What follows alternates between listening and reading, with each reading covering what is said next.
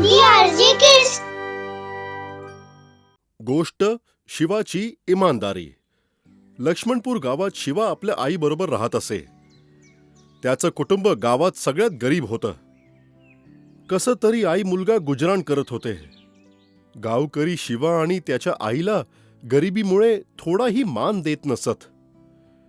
ज्या विहिरीचं पूर्ण गाव पाणी पित होतं, जर शिवा किंवा त्याची आई तिथे पाणी भरायला गेलं तर त्यांना शिव्या देऊन हकलून देत असत. त्याची आई शांती गावातील संपन्न लोकांच्या घरी भांडी घासणे, घराची सफाई करणे इत्यादी काम करत असे. गावातील लोकांचा व्यवहार शांती आणि शिवाबरोबर चांगला नव्हता. एक दिवस शिवाने खूप उदास होऊन आईला विचारलं, आई, आपली काय चूक आहे? आपण तर कधीच कोणाचं काय वाईट नाही केलं. गावातले लोक आपल्याशी असं का वागतात? आपण तर सगळ्यांशी चांगलं वागतो. बाळा, तू चिंता का करतोस? मी आहे ना. तू बघच, एक दिवस हेच गावकरी आपल्याला भेटायला रांग लावतील. काय करू मी? मजुरी करूनही बाकी लोकांना एवढं नाही कमवू शकत. तू बघच बेटा, एक ना एक दिवस आपलाही सन्मान होईल. शांती खूपच प्रामाणिक बाई होती आणि तिचे चांगले संस्कार तिने आपल्या मुलगा शिवाला दिले होते. कधीच कोणाबरोबर बेईमानी करत नसे. हाच त्याचा सगळ्यात मोठा चांगलापणा होता. एक दिवस खूप जोरात पाऊस पडत होता. शांतीला भीती वाटत होती की तिचे घर पडले तर काय होईल. तिने आपलं काही सामान बांधले आणि शिवाला घेऊन जवळच्या गावात आपल्या भावाकडे गेली. दादा, दरवाजा उघडा ना. अरे, एवढ्या रात्री पावसात इकडे का आलीस तू?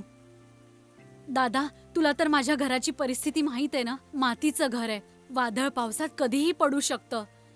त्यामुळे आम्हाला इथे राहू दे ना, जोपर्यंत वादळ निघून जात नाही. नाही, तुम्ही इथे नाही राहू शकत. माझ्या बायकोला राग येईल. तुम्ही जा आणि आपल्या घरीच राहा. हे बोलून शांतीचा भाऊ जोरात घराचा दरवाजा बंद करून आत निघून जातो. शांती आणि शिवा पावसात भिजत परत आपल्या घरी येतात. घर पडलेल्या भीतीने आई आणि मुलगा पूर्ण रात्री जागून काढतात. सकाळ झाली, आत्तापर्यंत पाऊस थांबला होता. या पावसाच्या जोरात शांतीला काहीच काम मिळत नव्हते. अशा प्रकारे खूप दिवस निघून जातात. शिवा आपल्या आईला बोलतो, आई, मी असं ऐकलंय की जवळच्या गावात जत्रा आहे. मी तिकडे जाऊ का? असंही होऊ शकतं ना की मला तिथे काही काम मिळेल. तू म्हणत असशील तर मी जत्रेत जाऊ. ठीक आहे बाळा, जा, पण स्वतःची काळजी घे. देव तुझी नक्की मदत करेल. तुला काहीतरी चांगलं काम मिळेल. शिवा जत्रेत चांगल्या कामाच्या शोधात जातो. जत्रेत आजूबाजूच्या गावातील, शहरातील बरेच लोक आपल्या मोठ्या मोठ्या गाडीतून आलेले असतात. शिवाला जत्रेत चणे विकायचे काम मिळतं.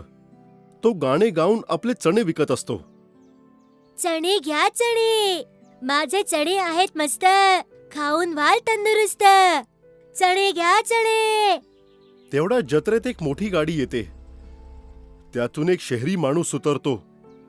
बरोबर त्याची मुलगी असते. मुलगी बोलते, बाबा, मला चणे खायचेत. हो पिंकी बाळा, चल तुझ्यासाठी चणे घेऊया. दोघे जण आता शिवाकडे येतात आणि त्याला बोलतात, छोटू, कसे दिलेत चणे? साहेब, माझं नाव छोटू नाही, शिवा आहे. चणे 10 रुपये पाकिट. ठीक आहे, एक पाकिट दे मला. हे घ्या साहेब चणे. शिवा त्यांना चणे देतो आणि पैसे घेतो. ते दोघे जण आपल्या मोठ्या गाडीत बसून तिकडून निघून जातात. तेव्हाच शिवाची नजर तिथे खाली पडलेल्या बटव्यावर पडते. तो ते उचलून बघतो तर तो त्याच गाडीवाल्याचा असतो. तो गाडीच्या दिशेने धावतो, पण तोपर्यंत गाडी पुढे निघून जाते. शिवा जोर जोरात आवाज देतो, साहेब, थांबा, तुमचा बटवा. आता काय करू मी? हा विचार करून तो कच्च्या रस्त्याकडे जातो. तिकडून तो शहरात जाणाऱ्या रस्त्यावर लवकरच पोहोचू शकेल. कच्च्या रस्त्याला पार करून तो रस्त्यावर येतो. तो तेवढ्यात बघतो शहरावाल्या माणसाची गाडी येते. तो गाडी थांबवण्यासाठी हात दाखवतो. गाडी थांबवा, थांबा. काय झालं तुला? का थांबवलंस तू मला? तू तर तोच चणेवाला मुलगा आहेस ना? शिवा, हो साहेब, मी तोच आहे. मी केव्हापासून तुम्हाला हाक मारतोय, पण तुम्ही ऐकतच नाही आहात, म्हणून मी कच्च्या रस्त्यावरून धावत इथपर्यंत आलो. पण का? शिवा हातातील बटवा साहेबांना देतो आणि बोलतो, साहेब, तुमचा बटवा पडला होता. मी उघडून बघितलं तर तुमचा फोटो होता. हा देण्यासाठी मी तुम्हाला किती हाका मारल्या, पण तुम्ही गाडीत बसून निघून गेलात, म्हणून मी पळत पळत इथपर्यंत आलो. साहेब आपला बटवा शिवाकडून घेतात आणि तो उघडून बघतात. त्याच्यात खूप पैसे असतात. ते शिवाला बोलतात, तू बटवा परत का दिलास? यात खूप पैसे आहेत. तू महिनाभर चणे विकूनही एवढे पैसे नाही कमवू शकणार. तू पूर्ण पैसे घेऊ शकला असतास, पण तू असं का नाही केलंस बाळा? साहेब, हे तुमचे पैसे आहेत. तुमचे पैसे मी कसे काय घेऊ? मी गरीब नक्कीच आहे, पण चोर किंवा बैमान नाही. माझी आई म्हणते, जी गोष्ट आपली नाही ती कधीच घ्यायची नाही. खूप चांगली गोष्ट बोललास तू बाळा. तुझी आई काय करते? साहेब, माझी आई मजूर आहे. आणि तुझे बाबा? साहेब, माझे बाबा नाही आहेत.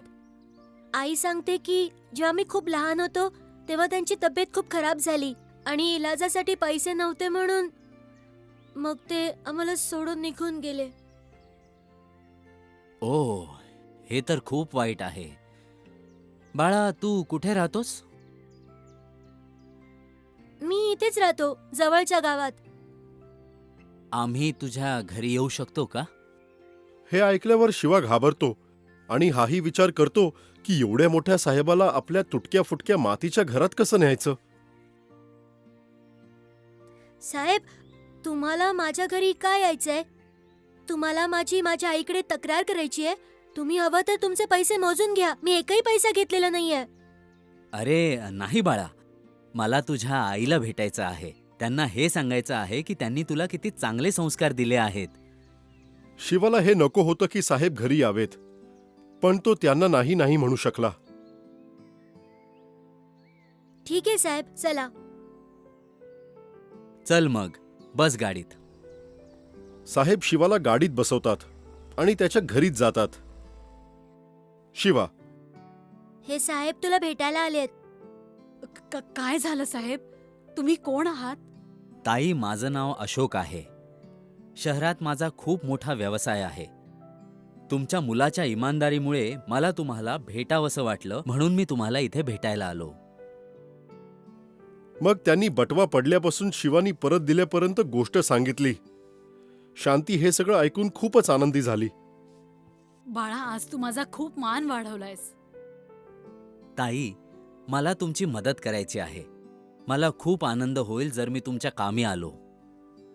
नाही साहेब, आम्हाला काही नको. जर तुम्ही मला लहान मोठे काम मिळवून देऊ शकला तर खूप उपकार होतील. का नाही? तुम्हाला हवं असेल तर तुम्ही माझ्या मुलीचा सांभाळ करू शकता. मी आणि माझी बायको आमच्या कामात व्यस्त असतो. आम्ही आमच्या मुलीला सांभाळायला कोणीतरी शोधतच होतो. नाही साहेब, मी माझ्या मुलाला सोडून शहरात नाही येऊ शकत. तुम्ही एकटं नाही यायचंय. मी तुम्हा दोघांना शहरात घेऊन जाईन. तुमच्यासारख्या इमानदार लोकांची खरंच गरज आहे. शांती आणि शिवा शहरात जायला तयार होतात. अशोक त्या दोघांना आपल्याबरोबर घरी आणतो. हळूहळू दिवस निघून जातात.